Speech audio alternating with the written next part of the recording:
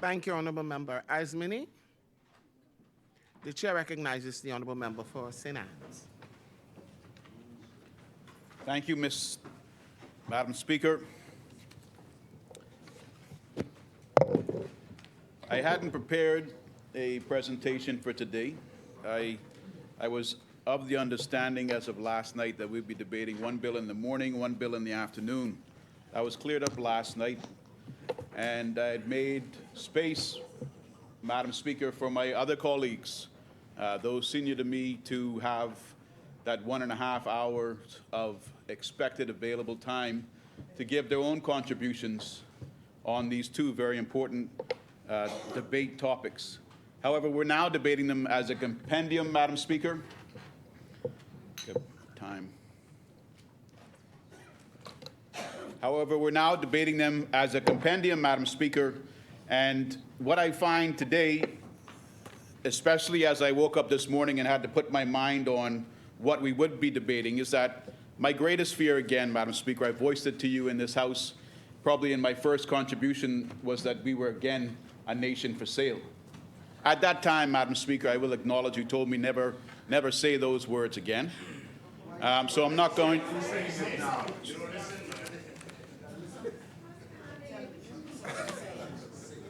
Who's barking at me, Madam Speaker?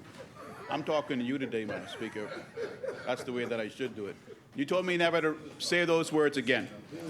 So my concern, Madam Speaker, is that we have these bills, heavy, multiple pages. They not only come in ones, Madam Speaker, but they come in twos, Madam Speaker. Not a one of them, Madam Speaker, but a two of them, Madam Speaker. We have two heavy bills that this government, is that fine to say it that way, Madam Speaker? That this government, Madam Speaker, is expecting us to properly debate. When I hear people stand up, and I'm referring to the Honourable Member for Elizabeth, the Minister of Energy, when I hear people stand up from the government side and they're debating more than 100 pages of two bills, and they start off quoting Martin Luther King Jr. I mean, that's like a force field. You know, I was never a sci-fi man, but when you start your contribution by quoting such an honorable man as Martin Luther King or Mahatma Gandhi, I've even heard quotes from the government side about Margaret Thatcher, Madam Speaker, but when you start debating, you put up a force field around you that almost makes me sit down and be quiet. But, Madam Speaker, I know the people are counting on me to get to the bottom of it. Yes. And when you talk about Martin Luther King, Madam Speaker, you tune my ears into a station where I must now believe everything else you say. Madam Speaker, while my ears tuned in for a moment, like it has happened at my home, the power went off slightly, and I reset. I'm getting beyond the Martin Luther King quote, Madam Speaker, and I'm getting into the issue of the electricity bill and the natural gas bill. Now, Mr. Deputy Speaker, I concur with my colleague from East Grand Bahama that we haven't had any presentation from anyone, whether in the Statute and Instruments Committee of the Honourable House of Assembly, as to the plan of what is going to be happening.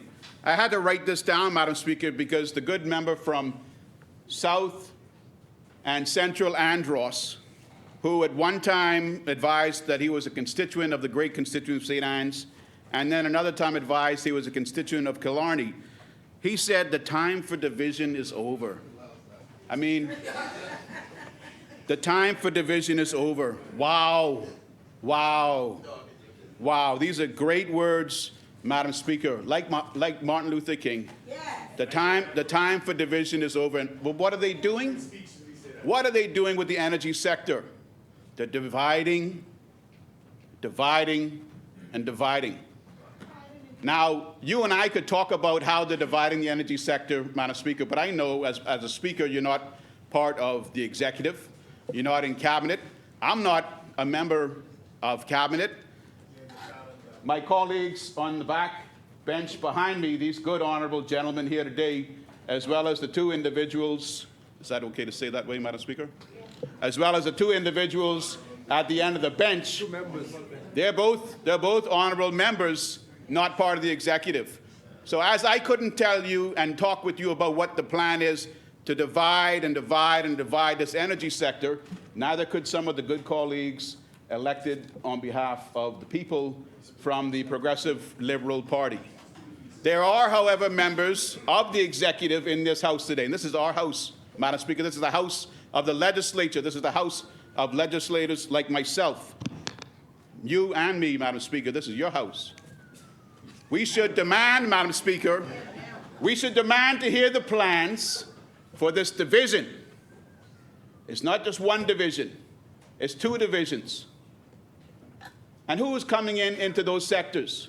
How can the people expect a reliable source of energy and electricity to their homes and businesses going forward when the only provider of the energy in this country today, electricity in this country today, with the exception of St. George's Key and Grand Bahama Power and Light, has been BEC, has been BPL.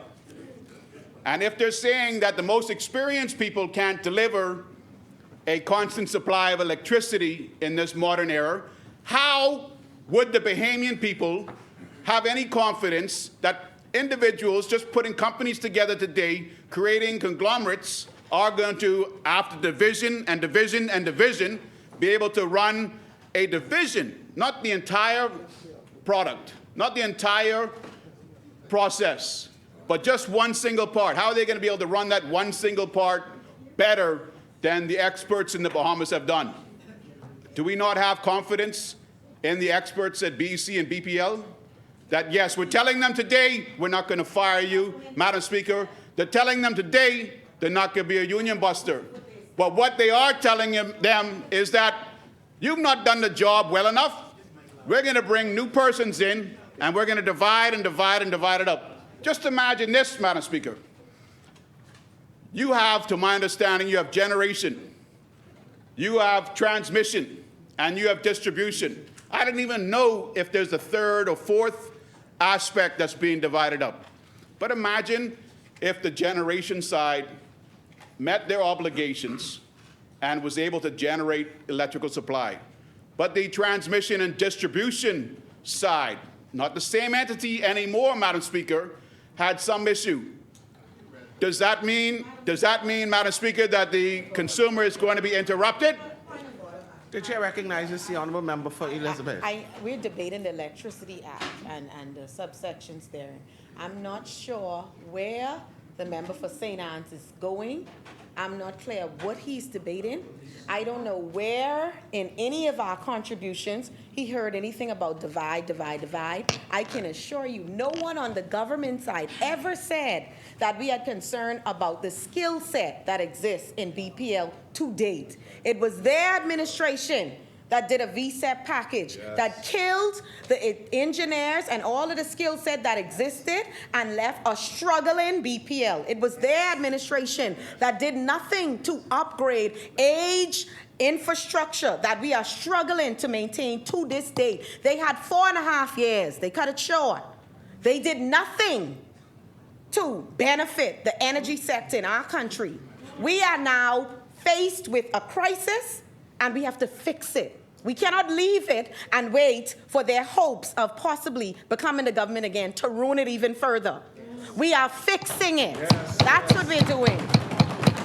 And no one spoke about no divide, divide, divide. We are speaking about fixing, and we have to address all of the age infrastructure, because all of our efforts will be in vain if we have a grid that cannot take on any of the efforts that we're doing. Yes. Thank you, honourable member.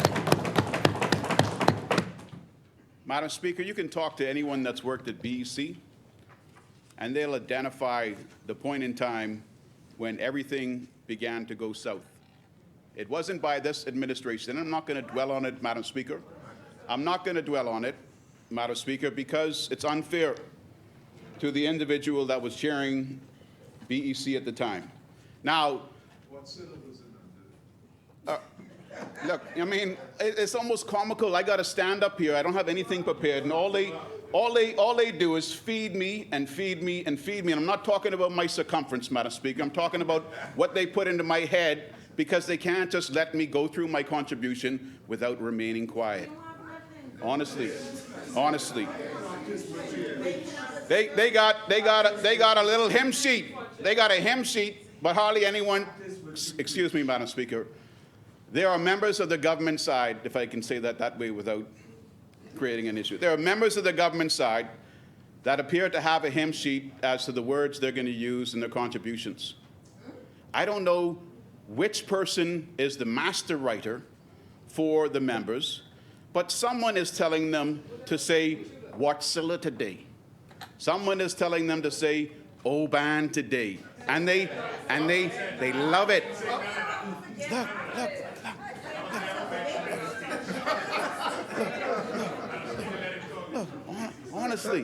Honestly, it's without fail, Madam Speaker. Now, that Watsilla point came up. The Oban point came up. And when I heard the Watsilla point mentioned, not one time, not two times, but now even 3 or 4 times, the issue with Watsilla, Madam Speaker, was that it needed a part. Just like the drones that were brought into this country to fight crime were brought into this country, and they needed a part. The part for the drones, the part for the drones. Madam Speaker, if you'll be so kind as to protect me, because I'm now inclined to respond to South and Central Andros. I mean, that is a member of Parliament who, in his position of the Disaster Reconstruction Authority, has more new logos than he has under his department more new roofs, Mr. Deputy Speaker. So if you want to display something, Mr. Deputy Speaker, display some new roofs that you put on the people's homes, okay? Don't come in here holding a new sign and a new logo. We all understand what a circle will do. It looks promising. But I want to see the record. If you're going to display something in here, display images of new roofs, Madam Speaker. Get back to your. That's why I ask for your protection, Madam Speaker. Yes, but the member is speaking from his seat. Yes, but he is interrupting me contrary to the rules of the House.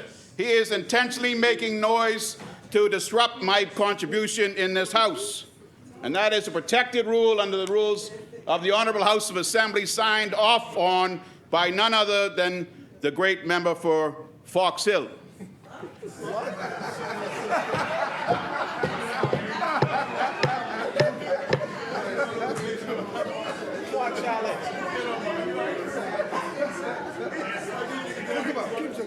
This is the rule book, Madam Speaker. And the second signature was the Honourable Frederick Mitchell, MP, Deputy Chairman. Who's that dated? This is from almost decades ago. Yeah. Almost decades ago. 2005. You remember this? Some have had a very good time in public service. But, Mr. Deputy Speaker, talking about this division, the public needs to understand what the plan is. We're not lambs, Mr. Deputy Speaker. This is not a nation. This is not a nation of sheep, Madam Speaker. We are not lambs here. This is a nation of people that know what is right from what is wrong, and they see that what is going on is wrong, Madam Speaker. I stand proud, Madam Speaker, of the history of this Honourable House, when the late Sir Lyndon Pinling grabbed a hold of that mace and threw it out the window. This is a nation of lions, not lambs. The people want more, Madam Speaker. Yes, sir. Yes, sir. The people want more, Madam Speaker, more than what this government is attempting to offer it. Yes, sir. We don't need, Madam Speaker, to hear about Martin Luther King. We want to hear about what you're doing. We want to hear about what you're doing. What are you doing? Madam Speaker. What are you doing? That's what we want to hear. What are you doing? Madam Speaker, we don't want to hear any more of this garbage about Watsilla and drones. If the drones could be fixed with $250,000 after 3 years, I'm now seeing reports of the drones flying around. We have drone coverage. The chair recognizes the honourable member for Freetown. What is the point? I know the member is misleading the public over the drones, I know for sure. I understand he's not prepared, but no drones were repaired. The drones that they bought in for the police were rejected, had to be sent back, and then they sent proper drones. They were not repaired at all. Thank you, honourable member. Tomatoes, tomatoes, and tomatoes, Madam Speaker. We can get to the bottom of that in the budget. We can get to the bottom of that in the budget because I'm sure there will be a line item for these new drones that were brought in that would have cost a lot of money. My point, Madam Speaker, is the things that they complain about, they came in as a government, they saw the issue with them, and instead of remediating the problem, they sat back and pointed their finger. They pointed the finger about Watsilla. Oh, it's not tri-fuel. Get the part to make it tri-fuel. It's a nominal cost compared to the amount of money that's been spent by this government on consultants and on travel to date. There shouldn't be an issue. But instead of doing that for Watsilla, Madam Speaker, what did they do? All kind of new generators came out to the site out at South Ocean, Madam Speaker. The move was already in play, Madam Speaker, and now we see what's going on with the division, and the division. Some people are going to become extremely wealthy by the plan that the PLP administration has not disclosed to the public to date.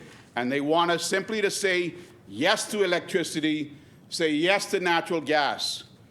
I would be comfortable in assuming there are not 7 members from the government side, Madam Speaker, that have read these two bills.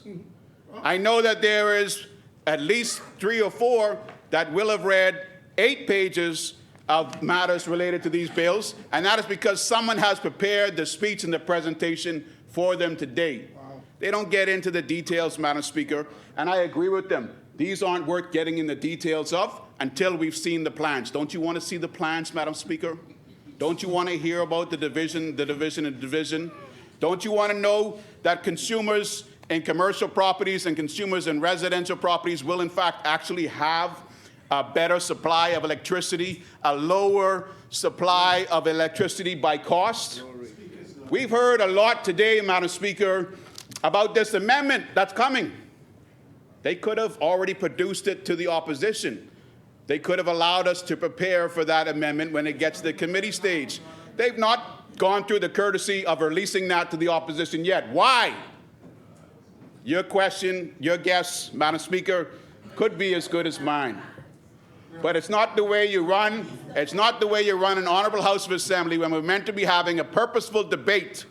You don't keep amendments that you know you're going to amend from the seconder of the debate contribution away from the opposition. Even until now, we're almost at our lunch break, Madam Speaker. I'm 15 minutes into my 30-minute opportunity to give a great contribution for the people of the Commonwealth of the Bahamas.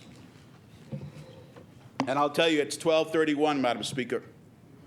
It's 12:31, Madam Speaker, and we still don't have that amendment. Why not? Why not, Madam Speaker? That's the question the people are asking themselves right now as they watch at home on their televisions.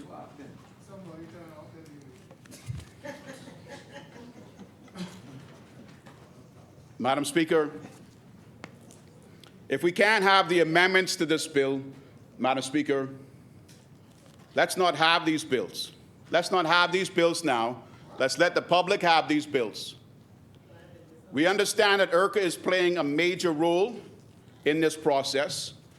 We saw the public outcry where IRCA, initially under the initial draft of the energy bill, electricity bill, IRCA was going to accept the tariff rate provided by the energy entities. That's no longer the case because the public rightfully knew, that nation of lions, Madam Speaker, rightfully knew that if I'm meant to be regulating and making the decisions on what your business plans are and costs to the consumers are going to be, I have to have the discretion and the power over you to tell you if it's going to be accepted and sent out to the public or not. Without an amendment, Madam Speaker, they were removing that from the authority of IRCA.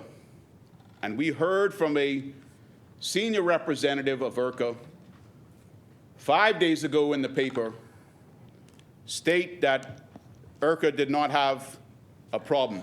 They didn't identify any issues with these amendments, to my knowledge, Madam Speaker. But the public identified an issue, and the public is who IRCA is meant to be between when they stand in their position as regulator between the consumer and between the supplier, Madam Speaker. It's alarming. It's extremely concerning that the public can have an issue, but the regulator sees no issue. And what do we find out today? We still don't have the amendment, so I can't tell you exactly what it is. I know the member, the honorable member for Elizabeth, the Minister of Energy, she stood up and said an amendment's coming and it's coming committee stage. I haven't been able to see that. Maybe it's going to need further amendment, Madam Speaker.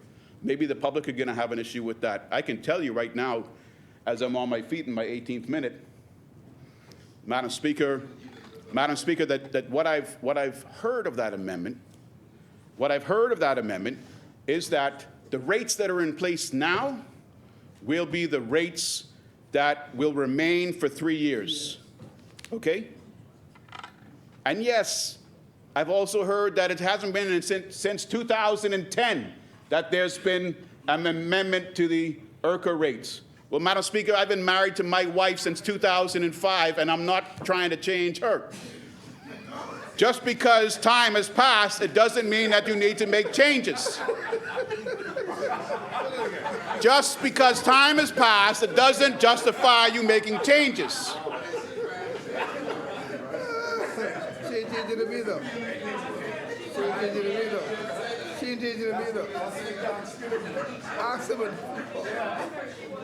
No, she ain't changing the video.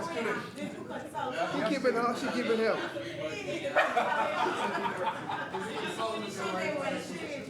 Madam Speaker, just because time has passed, it doesn't mean things need to change, okay? So when you come into this honorable House and you attempt to appease the public and calm the opposition who serves the public by telling us that you're going to bring an amendment now, not that the supplier can determine what the tariff is, and IRCA can't participate in the discretion, but you're coming into this House now to say that we've done well, we've heard you, we've heard the lines of the Bahamas, and we are making an amendment. We're no longer going to have it that the supplier can dictate the tariff.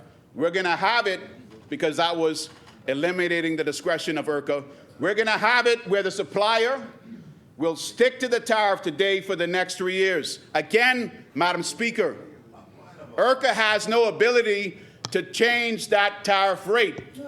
They're stuck with that tariff rate even by this amendment, Madam Speaker. For Freetown. Their hands are still tied.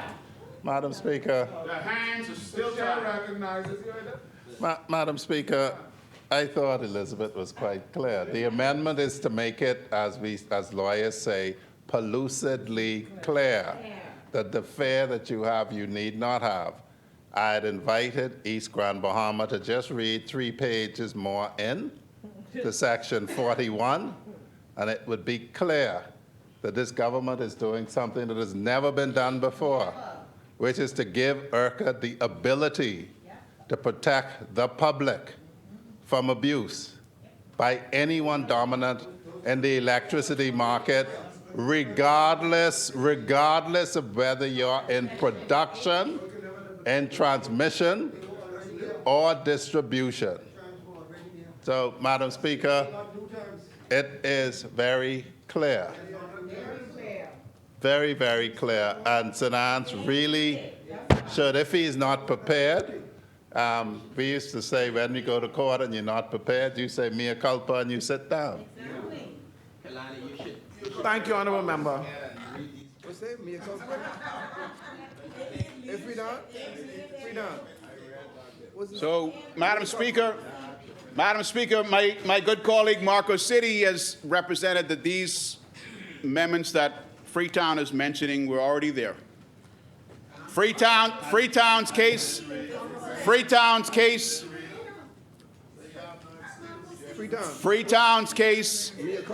is that the provisions for the protector are there. You can give a man power, Madam Speaker. You can give an entity power, Madam Speaker. And if that entity's power is to protect the people must see the protection being exercised. The people need to feel and hear the protests and the problems that the protector is raising on their behalf. Madam Speaker, have you heard any problems mentioned by ERCO with regard to these two bills? I haven't heard any. I haven't heard the protector raise any problems with these two bills. Yet it was the people, the lambs of the Bahamas, Madam Speaker, that spoke up, Yes. spoke to the members of Parliament, sir. members of the opposition, Madam Speaker, Yes, sir. that took the issue to the public, that made Elizabeth bend an amendment, Madam Speaker. They made the Minister of Energy, Madam Speaker, the Honourable Member for Elizabeth, bend an amendment to this bill that is less than 7 days old. It's in its 7th day today. In its 7th day today, Madam Speaker. The weekend? They're trying to get this done faster than God made the world, Madam Speaker. They're trying to get this done faster than God made the world. On the 7th day, he rested, Madam Speaker, and this government has us here on debate in our 7th day. The chair recognizes the honourable member for Freetown. I understand that convention is coming. But if Sinan says that this has been on the agenda for 7 days, he now acknowledges that God made the world in 6 days. He can't say that we're trying to do this in less than 6 days. What you running for? He said that. What are you running for? Me? Yeah. So, Madam Speaker, What are you running for? Survival. Madam Speaker, Survival. my good senior from Freetown, he said this has been on the agenda for 7 days. It was tabled. It was tabled on the 24th, Madam Speaker. The next agenda that would have been produced came out on the 28th. It only made the agenda on the 28th, Madam Speaker. We're now Including the weekend? in May 1st, and now that I bring it up, happy May 1st to you, Madam Speaker. The best month in the world. We're now in May 1st, Madam Speaker, so if we want to be technical, my mea culpa friend over there, Me a culprit? you know, mea culpa, I can't understand. You know, Me a culprit, right? this is how you become a QC. You continue talking Latin into your years. You know, Casey now. I gotta learn some more Latin to become a KC these days, Madam Speaker. But these bills could only have been on the agenda, Madam Speaker, Me a culprit. since Monday of this week. Since Monday of this week. Any representation to the contrary is not, again, accurate, as was done by Fort Charlotte earlier today when he attempted to say that these bills had been tabled since January. Please, Madam Speaker, please let this government do right in this House so that I don't have to get up on my feet every time. The chair recognizes the honourable member for Me a Freetown. culprit.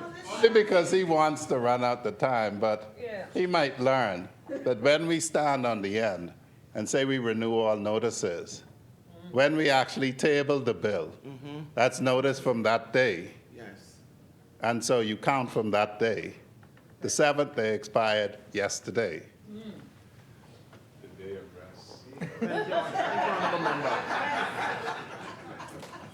I don't know, Madam Speaker, why my senior wishes to stand up so much when I'm giving my valuable contribution. Really? I mean, he's gone. First he says mea culpa, and now he says that by renewing notices, it's on the agenda, Madam Speaker. Now you have to beg me some indulgence. Maybe I'll need some extra time today, Madam Speaker. Maybe I'll need, Y'all cross this. Y'all cross this. maybe I'll need some extra time today, Madam Speaker. I agree. But this is the agenda, Madam Speaker. Yeah. Okay? Yeah. Not because a man stands up and says something in the microphone, so it be, Madam Speaker. The clerk, Madam Speaker, the clerk and his team prepared the agenda, Madam Speaker, and this agenda was not circulated until we came to the Honourable House on Monday of this week. It's a moot point, Madam Speaker. You know, it's when you got mice trying to stick their nose into the battle of elephants. You a culprit. There's no place for it, no need for it. Let the elephants fight. Let the lion speak on behalf of the people, Madam Speaker. We don't need any little creature standing up and giving us points that make no significant consequence to the debate contribution today, Madam Speaker. We have little time, Madam Speaker. We have little time in this life. We have little time in this life, Madam Speaker, to go over the ins and outs and the intricacies of mea culpa, mea tomorrow, mea Thursday, mea Friday, mea whoever, Madam Speaker. What we want, Madam Speaker, as I said before, is we want to know the plan. Yes, yes. We want to know who the players are. Show us the plan. We don't want to approve the natural gas bill. We don't want to approve the electricity bill today. You've only had 1 week and you had to amend it already. I know the biggest brains on your side have attempted to come with a bill that should be clear of any need of amendment, but in less than 7 days, you have recognized your error and proposed an amendment on the floor of this honorable House. Give us the plan first. The people deserve it. These millionaires who will become billionaires will only become richer because members of the public will be paying the electricity bills that come through this new network of division, division, and division. If I'm to make you rich, Madam Speaker, if I'm to line your pocketbooks, Madam Speaker, I want to know what the plan is. And I'm not sitting at my home anymore, in my office anymore, Madam Speaker, wondering. I'm a honorable member of this honorable House. And I'm standing on my own 2 feet on behalf of the great people of St. Anne's, and I'm demanding, Madam Speaker, that this administration pull these bills back and release the plan to the people. Have public meetings. Have consultations. Don't sit around, please, with yourself. We don't want to see your new signs and your new logos. We want to know the plans that I'm going to be putting probably the greatest part of my income into for the next 30, 40, 60 years of my life. I'm going to live long, Madam Speaker. I'm going to live long. You caused this. You caused this. The chair recognizes the honourable member for South and Central. Madam Speaker, Show it again. I apologize for the member misusing the sign Let's see the logo. to speak on his electricity and natural gas bill. But the sign, as I said in my speech, as I pivot, I spoke about it because it's Hurricane Preparedness Month. I know he didn't inform his constituents anything to do with hurricane preparedness. No, he didn't. He never. The only thing I got is a ham sandwich from my MP before. That's why I had to leave. But, Madam Speaker, I hope he understands the significance of this logo, Madam Speaker. Used to be. After the ham sandwich, I had to leave. That's what I got for Christmas, a ham sandwich. Thank you, Madam Speaker. Thank you, honourable member. Don't shout, please. Thank you, Madam Speaker. Madam Speaker, I don't get into hurricanes and events in my community. I don't get into weddings and funerals in my constituency during my debate contribution because the rules do not permit it. Those come under member statements, Madam Speaker. You're a member of the constituency you represent. The House agenda has allowed a 3-minute window for all members to give updates on their constituency.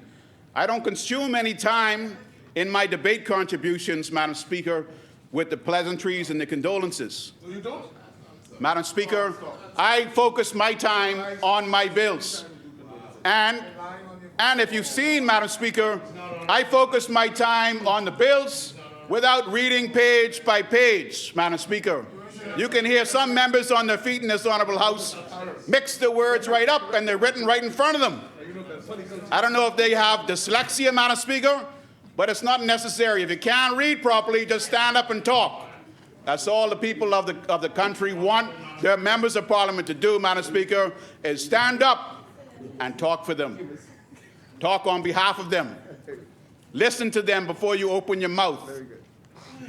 Do your best to represent their interests. All of them. All of them. Not just the richest of them. Not just the most influential of them, Madam Speaker. They want you to talk for all of them. Every man has a vote. Every woman has a vote. Don't make your decisions because of the few. Make the decisions that you'll be able to live with for the rest of your life. Make the decisions that when you're there and your time is low, you can look back, Madam Speaker, 5 more minutes. and accept that you did your best.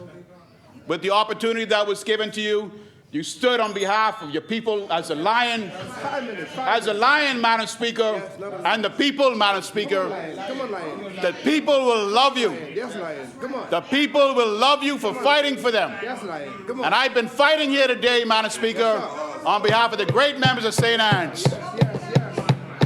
And I will continue to fight for St. Anne's, and I will continue to fight for the great people of the Commonwealth of the Bahamas. God bless you, Madam Speaker. Thank you.